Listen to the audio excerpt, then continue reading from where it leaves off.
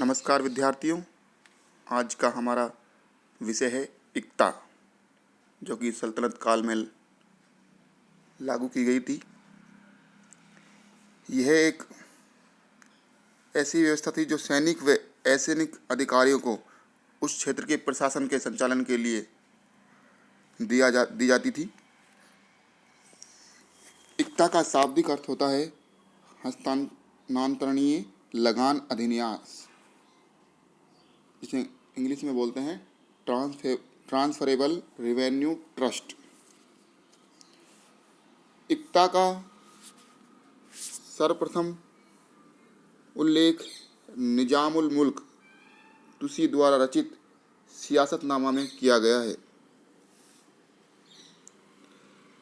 तत्कालीन परिस्थितियों में विद्रोही प्रवृत्तियों को रोकने और सल्तनत के बड़े क्षेत्र में प्रशासनिक व्यवस्था के संचालन तथा राजस्व प्राप्त करने का एक अनोखा प्रयोग था, जो भारत के लिए तो नया था, किंतु मध्य एशिया की राजनीति में यह पहले से ही चल रहा था। इक्तेदार किसी भी अवस्था में उस भूखंड के स्वामी नहीं हो सकते थे, केवल वे पैदावार की लगान का उपयोग कर सकते थे।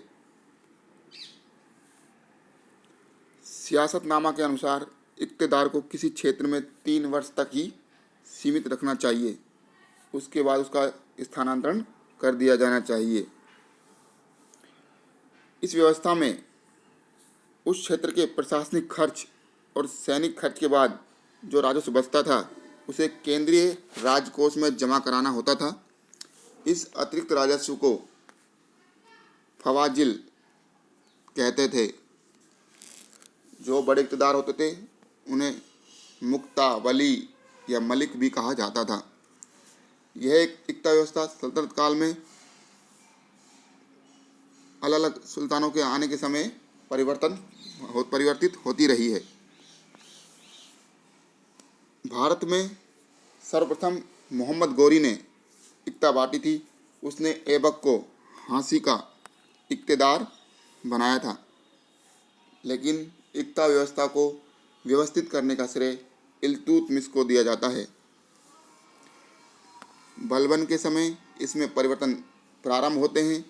बलबन ने वली या मुक्ता के आचरण पर नियंत्रण रखने हेतु ख्वाजा नामक लेखाधिकारी की नियुक्ति की।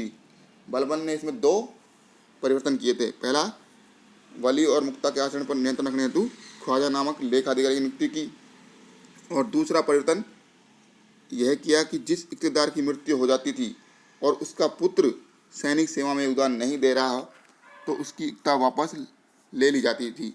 इस नियम को कहा गया तरकात। तो ये 2 नियम उन्होंने लागू किए थे, क्या सा, ख्वाजा और तरकात का। अलाउद्दीन ने इसमें दिल्ली के समीप छोटी एकताओं को समाप्त कर दिया और उन्हें खालसा भूमि में मिला लिया गया, और दिल्ली से दूर बड़ी एकताओं को उसने जारी रखा। तुगलक काल में इसमें सर्वाधिक परिवर्तन हुए। गयासुद्दीन तुगलक ने मुक्ता की आय और उसके द्वारा नियुक्त सैनिकों की आय में स्पष्ट विभाजन कर दिया था, जबकि मोहम्मद बिन तुगलक ने इक़्तिदारों के अधिकारों पर और अंकुश लगाया तथा उन्हें केवल भू राजस्व वसूली से संबंधित कर दिया और एक नए अधिकारी वली उल खराज की नियुक्ति की। एकता के प्रशासन के लिए मोहम्मद बिन तुगलक ने अमीन नामक नया पद भी बनाया। फिरोज शाह तुगलक ने एकता भूमि को वंशानुगत बना दिया और सैनिकों को भी भूमि अनुदान देने लगा। अब इन क्षेत्रों को वजह कहा जाने लगा। लोदी काल में सिकंदर लोदी के समय भूमि वस्तु का रूप लेती है गई और पुनर्हस्तांतरण की प्रक्रिया शुरू हो गई। साथ ही फवाजिल पर भी रोक लगा दी। इस तरह एकता की मूल परिभाषा को ही सिकंदर लोदी ने समाप्त कर दिया और यह पुनः सामंतवादी प्रक्रिया में विलीन हो गई। तो ये थी एकता व्यवस्था।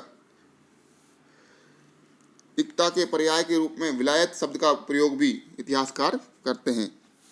तो ये थी सल्तनत कालीन एकता व्यवस्था, जो कि सैनिक व असैनिक